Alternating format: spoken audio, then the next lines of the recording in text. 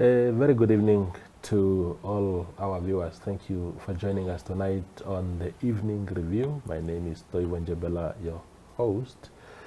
Tonight we are welcoming back to the platform a regular visitor, and that is Bishop Lukas Katenda. He is a bishop of the Reformed Evangelical Anglican Church in Namibia, or of Namibia rather.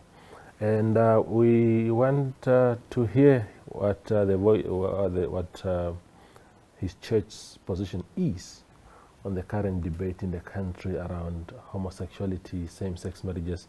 Bishop, it's always a pleasure talking to you. Yeah. The president has pronounced himself on this issue. The ruling party has pronounced itself on this issue this week.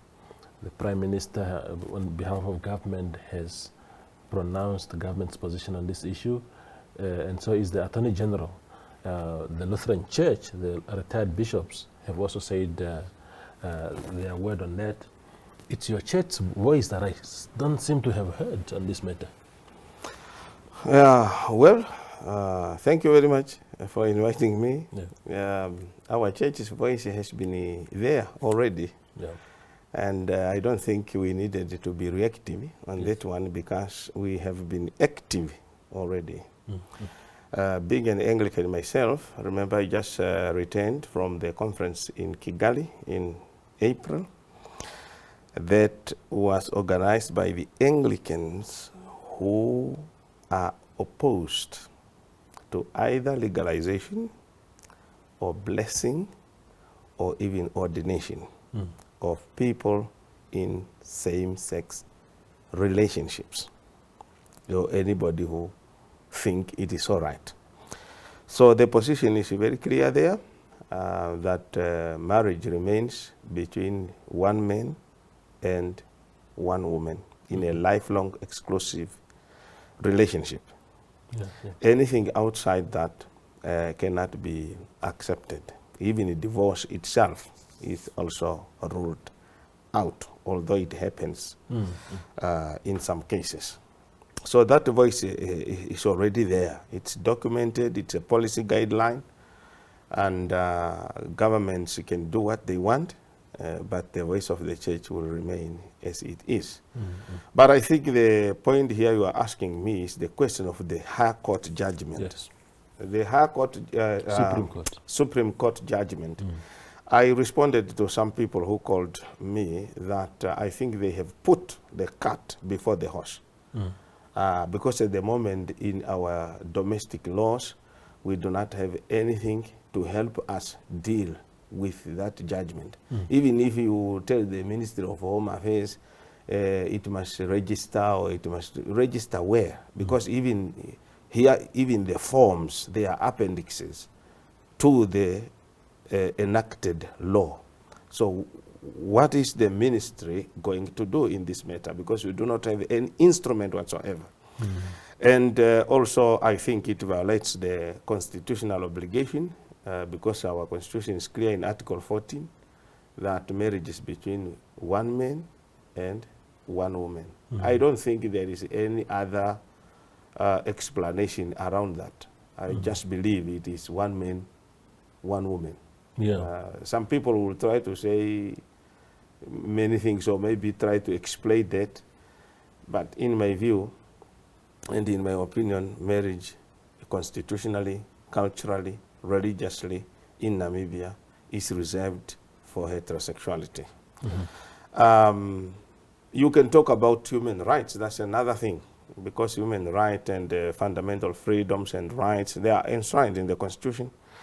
And sometimes we don't know how things that were done in the private become public. Maybe people look at that also, but legally we do not have anything to help us deal with that ruling. Yeah. As leaders of community in your different domains, you are confronted with the reality that indeed gay people are here. Some of them, like I always say, some of them have come to people like yourselves to say, Pastor or Bishop, I'm grappling with these feelings. Can you pray me out of this direction that I'm in. Some have sought professional medical help, but they are there now. What is to be done? Well, there must be appropriate pastoral care. Out of the Kigali meeting, there was a statement made by all of us who were there, 1,300 people from all over the world, over 300 bishops, 400 clergymen, and 500 lay people. We agreed that it is not pastorally appropriate to ordain or to bless the same-sex relationships. Yeah. That's to deceive people. Because if you take my Bible I brought here, it has a strong injunction against homosexuality. Yeah. And if we think, we tell them that it's all right, we are deceiving them and we are leading them to hell.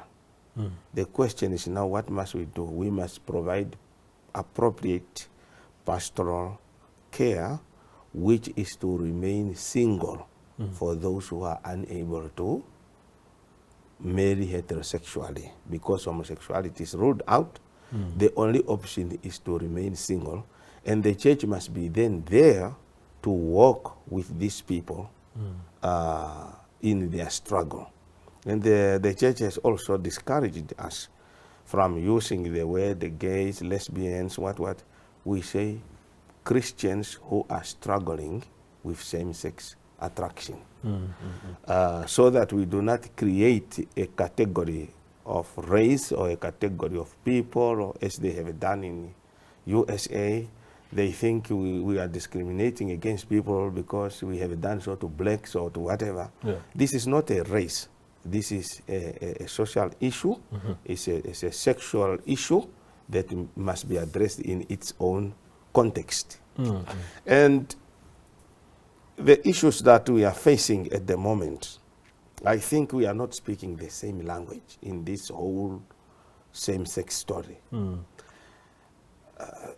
If you are a pastor, or if you are an elder, let me not say a pastor, if you are an elder person in the community, you know, from Vambaland, from wherever, people are already imagining, if they hear homosexuality, what do you think comes in their mind? It's already imagining what happens. This is what is in their mind. While for some people are saying, no, homosexuality and Sodom is not the same thing. Yeah. While for some people are saying homosexuality is not always what we are imagining. It is just something that is there. So what are we talking about? For pastoral reason, I will talk about sexual perversion. Is it not just perversion? Because what some of the young people I see, they, even if I really wanted to support, I will pull back, because what I see is more of a sexual perversion, liberalizing of sexual things. And why are we wearing clothes? Why do you think we are wearing clothes? We are hiding some things. Why are we bringing them all of a sudden to the fore? What happens in which room? I don't think we need to hear it. It's another thing when we teach children what life is all about, including sexual and reproductive health and all kinds of things, to help them understand. But I only see lots of perversion activities, misunderstanding from some of us, and the misapplication of the whole situation. Because if you look at the person anatomically, look now at the person anatomically, and you just imagine, there is every reason to discourage. Don't do this. Yeah. But I have to challenge you, Bishop, on your assertion that perhaps the most common solution would be to remain single. That is not, it's just biologically, it's almost impossible. We were created with feelings as human beings. It's in the nature of a human being to want intimacy. How could you be single just because somehow, you are attracted actually to someone, just not the person that is commonly is expected to be attracted to? No, we have to learn to live with some difficulties. Some of us are in relationships with people that's not heterosexually, but they were not the people we wanted. I wanted that one, and that one didn't want me. And then I learned to accept that, that this person didn't want me, so I must take another one. So that's a bit sarcastic, but I'm just saying we need to learn to live with some difficulties. Yeah. Because somebody, especially in Africa, need to explain to us what happens physically and anatomically, what happens. I discourage men to have sex with men. I really discourage that. Especially knowing the functions of the body. If there is any problem, let us talk about it and let us help this person. Maybe not to pray out of it, because prayer comes with faith. Faith is demonstrated by trusting God, and you trust God by way of confessing your faith through prayer. Yeah. It can work, but the person must have faith in God. But some things are created. Remember a person who came to Jesus and said, this man who was born blind, what was it, his mistake? Yeah. Or was it his parents? And Jesus said what? It was not his mistake. It was not his parents' mistake. But this blindness was allowed by God for the glory of God to be revealed. Maybe some people will come out as important persons, having beaten all the wishes and the intimacy desires towards the same-sex relationships, more than, I think, in my view, harming themselves physically by engaging into something which is naturally questionable. And the Roman Catholic Church believes it is not natural, but some people think it is natural. Yeah. I tend to believe with the Catholic Church that it is not natural, because you can already see how the body is formed and the functions of each of the parts that are there. Yeah. So the church, I mean, if it's not natural, then it comes from where, in your view? I mean, would okay, our country has beautiful women, and then a man somehow just decides, no, I don't want them. I just want other men.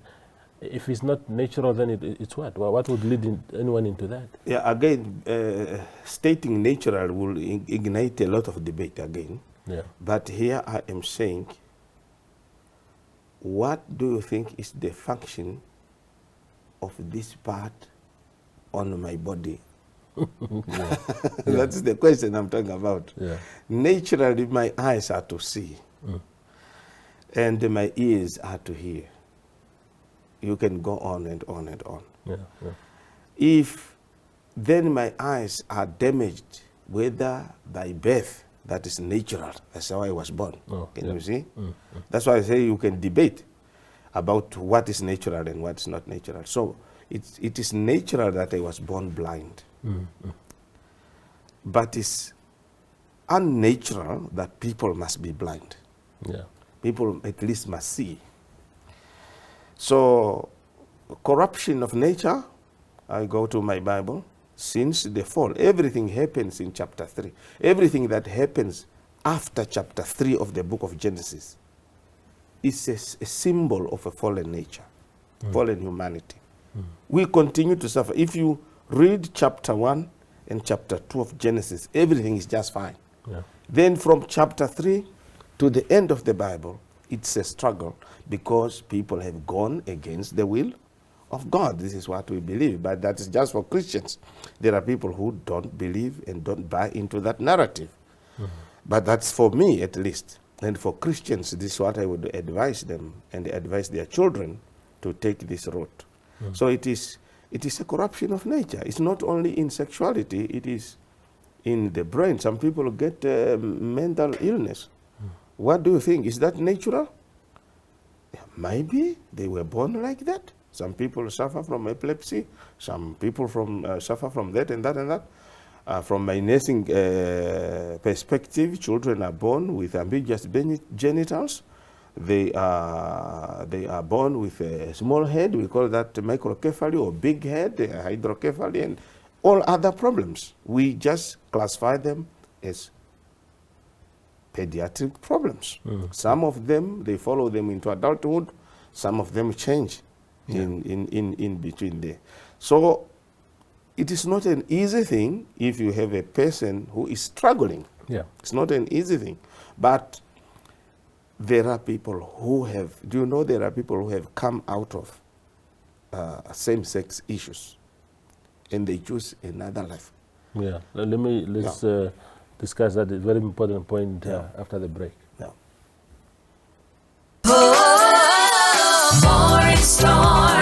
Get real value for your money at WB. Grab 750 gram Ellis Brown creamer for $41.99. Wake up to 250 gram Recoffee for just $39.99. Get 2 kilogram Real Good mixed chicken for $86.99. Stock up with 500 gram Bacomo cornflakes for $32.99. And grab 1 liter Clover New Mel for just $17.99. Now that's real value at WB. We care.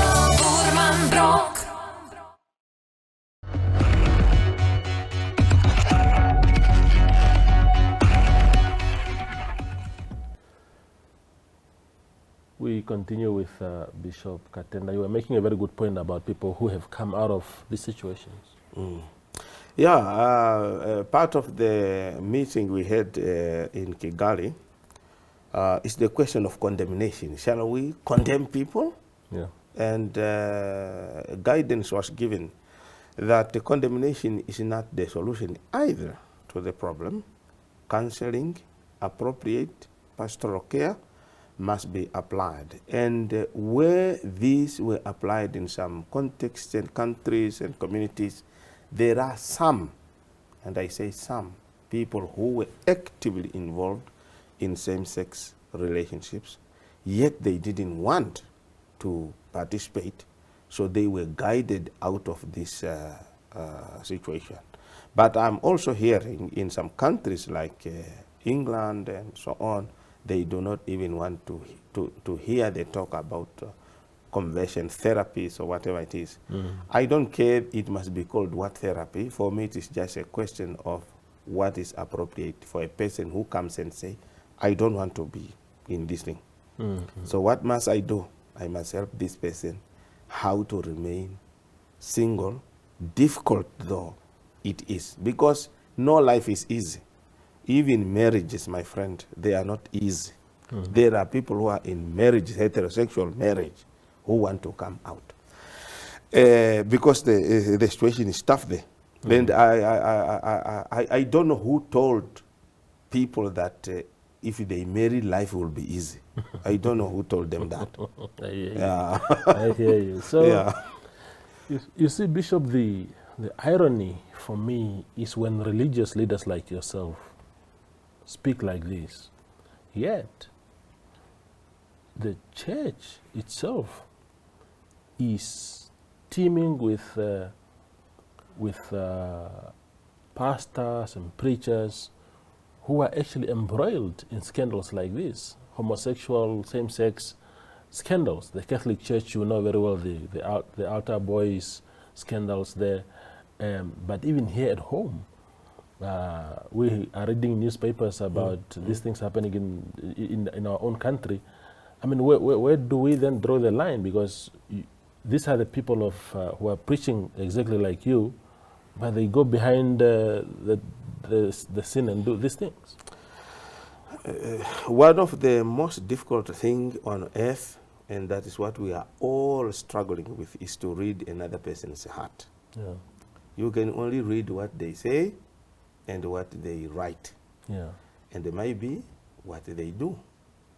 But before you ordain a person to pastoral ministry, there is a standard for the Bible. Paul teaches Timothy.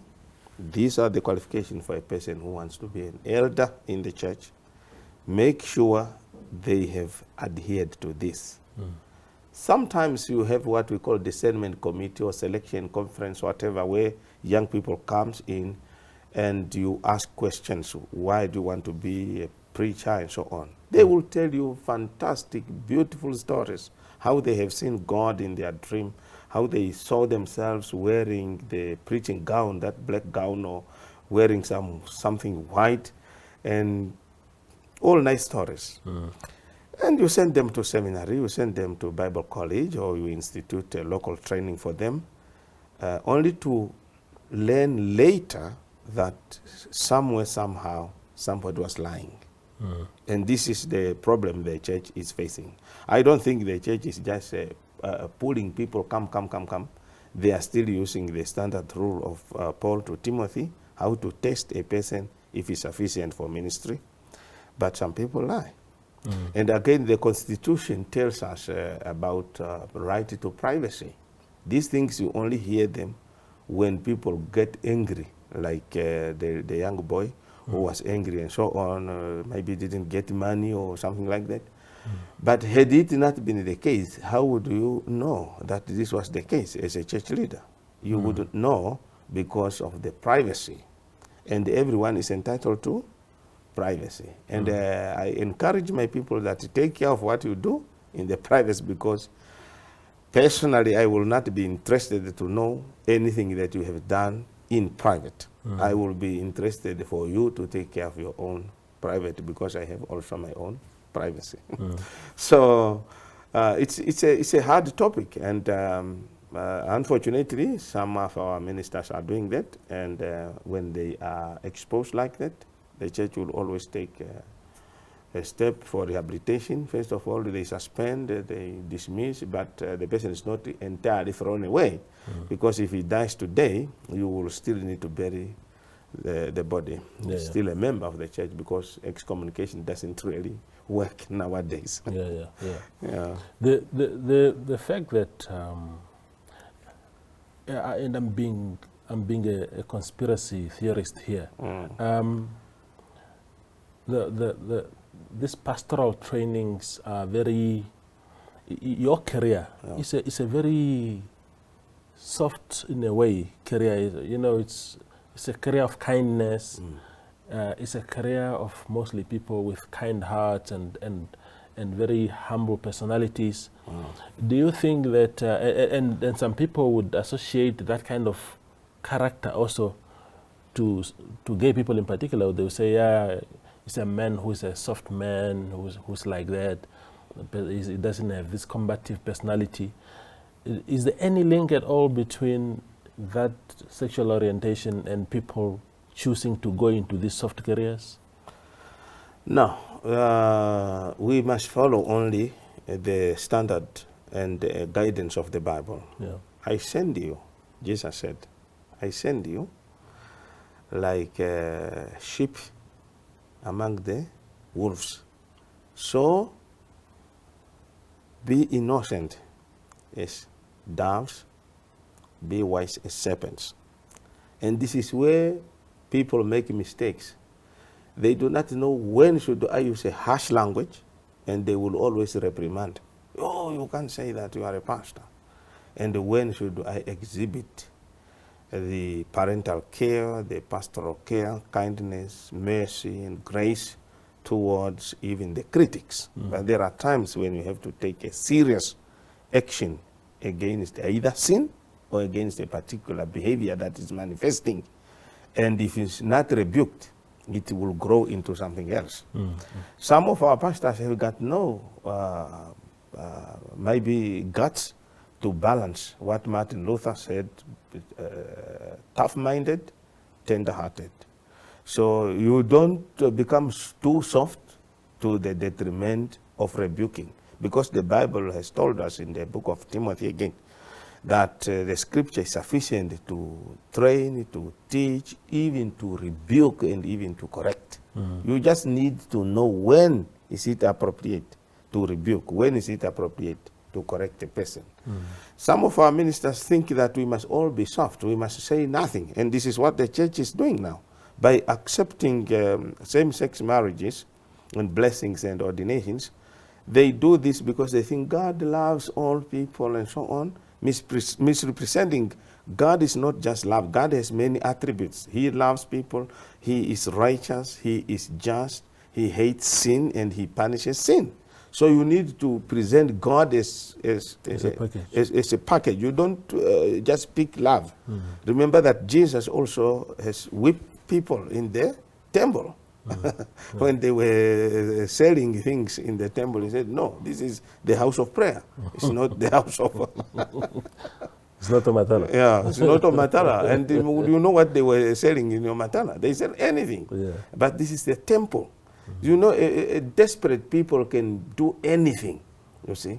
And remember that historically the empires, the Roman Empire, you have the history there. You can Google and or find the books and read what the situation was many years ago. The emperors were into this sodomy in Rome before Christianity. They were engaged in sodomy. In Uganda, they just celebrated, both the Catholic Church and the Anglican celebrated a few days ago the Uganda Martyrs' Day. The Uganda Martyrs' Day are 45 boys who were murdered by King Kabaka Mwanga, who wanted to have them for homosexual relationships, and they refused, these young boys, because they just converted to Christianity, and he wanted now to show them the worst thing that can happen. If you accept Christianity, I will sleep with you in the way that I want. And this boy said no. And as a result, 23 Anglicans were massacred, they were cut, they were burned, 22 Catholics. So, time is up. Why do we have to put these lives to shame? Absolutely. No, Bishop, it's always a pleasure talking to you. Thank you very much. Yeah, we always tap from the wisdom of Bishop Katenda, and he's a man from whom we learn so much when it comes to matters like this. Thank you for watching tonight.